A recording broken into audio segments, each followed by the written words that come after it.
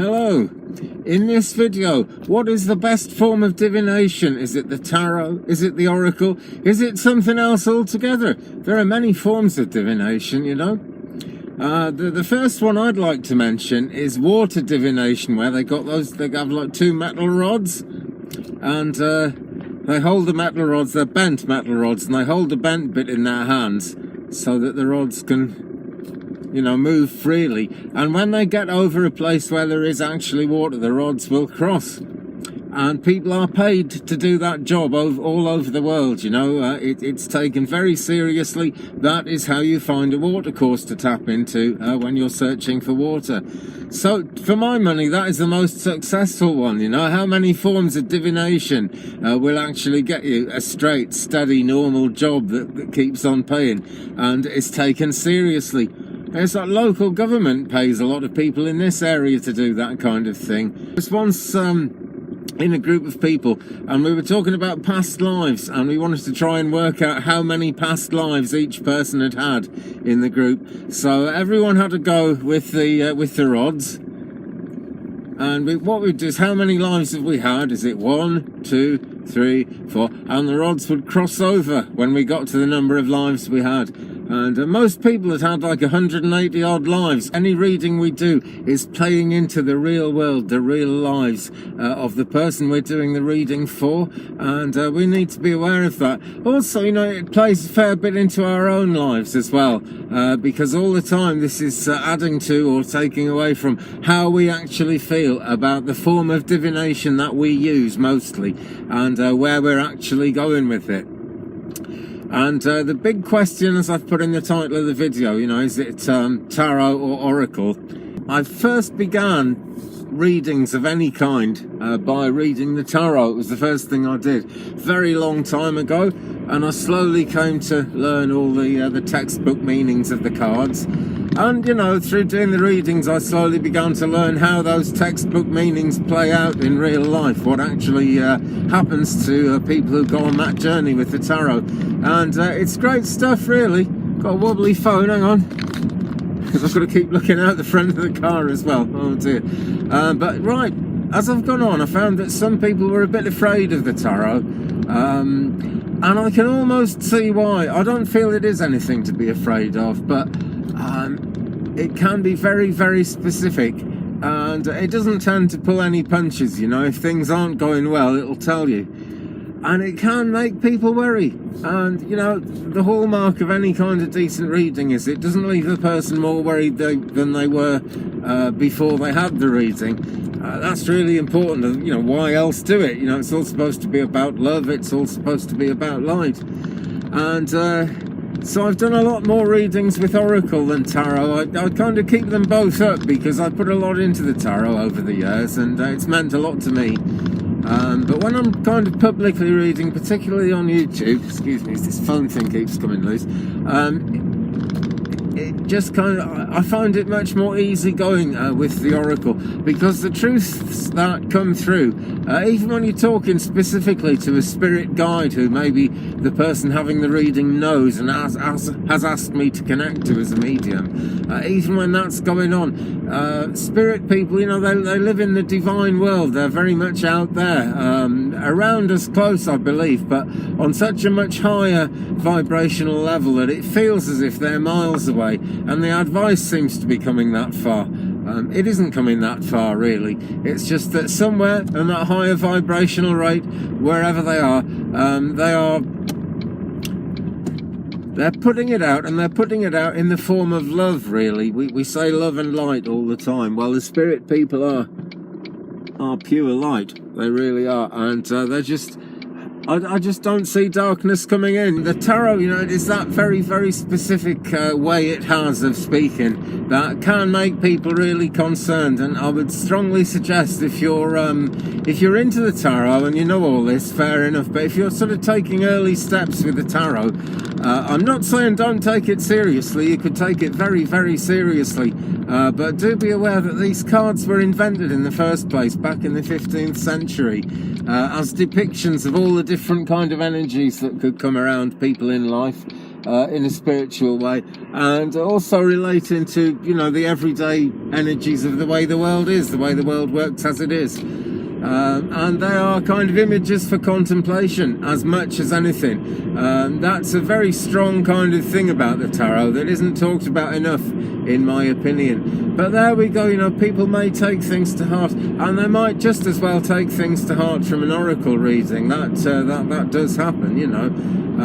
But oracle cards, I prefer them for mediumship readings in particular, because they are all about light. They are all about finding a positive way. If there's something negative, there is always a positive way through it, and that kind of starts now. Sometimes the tarot gives you the impression that in like 5 years' time you might get a spark of an idea that'll help you to move on a bit and get some more done. Oracle cards tend to point the way straight away fairly immediately. But that, you know, to me, that's because I'm a spiritualist medium, and that is the way I like my readings to be.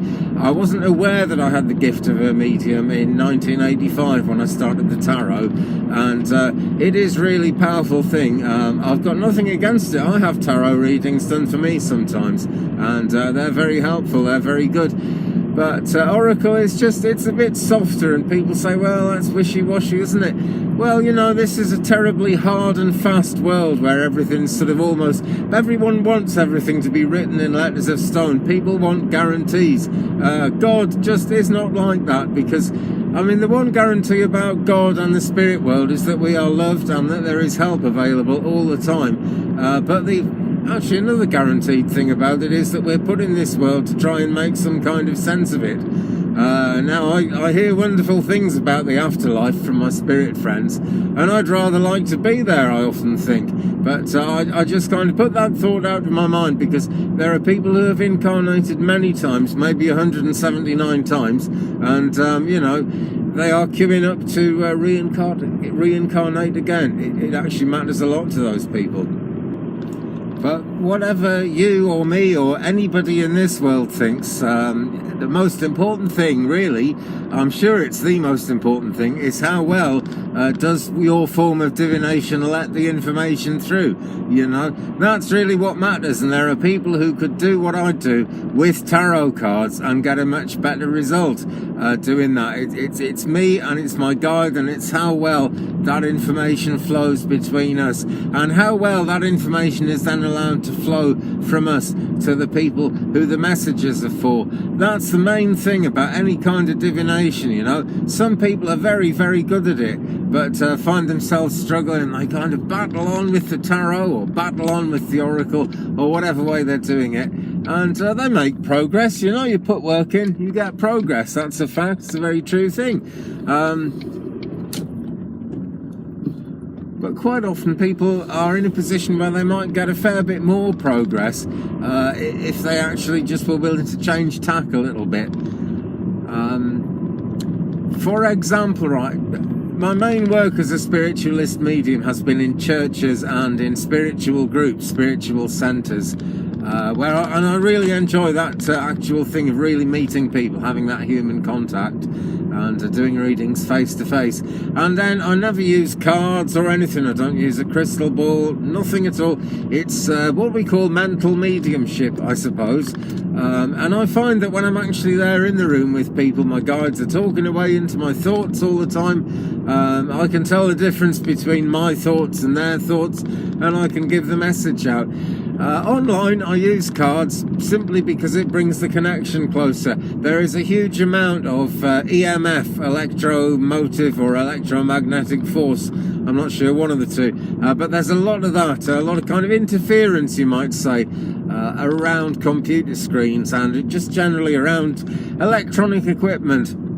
And of course, it's not just the computer screen my readings pass through online. It's all the equipment at your house, all the equipment at my house, and massive cathedral-sized server rooms and satellite links and things in between.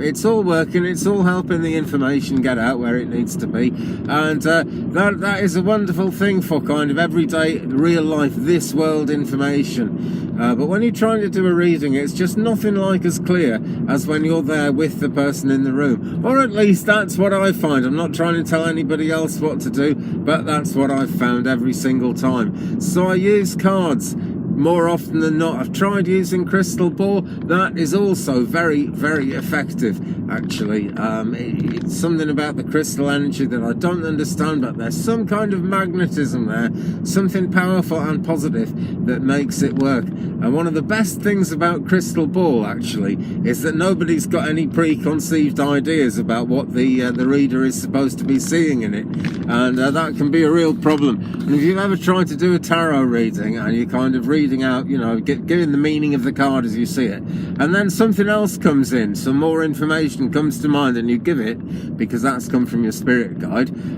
or the universe, or however you want to see it. But I would say that's come from your spirit guide. I'd certainly say it's come from mine anyway. When that happens, and that piece of information isn't actually exactly what that card means. I've had this time and time again, you know, giving a reading, it's going well, and it's and also I'm seeing this, you know, and this person, and the person says, oh, but that's the Two of Swords, it can't mean that. I know, and you think, well, you know, if you know exactly what the cards mean, why did you want a reading from a medium? That's what I then wonder. But that can be a real problem, you know, people kind of deciding God doesn't know which buttons to push. This medium might be giving it straight out as he gets it, but no, I'm going to force it my way. I'm going to kind of decide that this reading means, you know, what I think. And that totally then depends on the mindset of the person. If they're in a positive frame of mind, great. If they're not, then, you know, at that point we haven't really done anything to help them. But the crystal ball, it just doesn't have any preconceived meanings at all. No one knows exactly what I'm supposed to see in it when I read it. So it allows a lot more freedom to the spirit guide to talk. In my weekly kind of compilation of videos, I do a set of 12 usually these days, and I am using tarot for them. And you know why I'm doing that, guys? It's because I can do it with tarot. I prefer Oracle. I can do it with tarot. Tarot gets a lot more views, a lot more subscribers, and I really need to be building those things up. It's hardly the main thing about a spiritual channel, is it? But I'm afraid it's the main thing that any channel has to think about. Right, I'm going to pop in the shop a minute. Whether you're choosing a reading or giving a reading, it's really up to you. That is the truth about what is the best form of divination. That is the truth about the best way of finding out things. I often say to people, when you're asking for a reading from a medium in particular, the best thing you can really do, the best way to ask, is just find out if the spirit world have got anything to say to you today. They usually have. Well, they always have. Because the thing is, whatever you're facing, you know, you might want to ask kind of what's going to happen in this situation in 3 weeks' time that I know is coming. How is that going to go?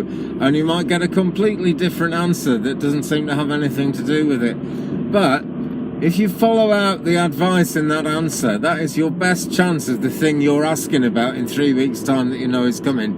That is the best way of being in the right place, for that to go in the right direction, for that to work in the right way. Because the way Spirit teaches, the way the universe teaches, the way the fluences affect us, whatever, is very, very natural. And they have an overview, you know. They can see where we're headed in life in a way that we can't. And really, in keeping with that, guys, just go with it, you know. If there's a reader that you're very drawn to, let that reader ascertain the best way of reading for you. If you particularly want a tarot reading, find someone who's a real expert on the tarot. That is a great thing if you're happy with that. And if you're willing not to take it with a pinch of salt, I never say that, but if you're willing to understand that kind of things are going to happen in an open way, spread out over time, and you can accept that those things are going to be going the right way for you and be good for you, then you're really looking at a strong possibility of making a lot of progress. So thanks for watching, guys. There's a few videos on my channel about just this kind of thing.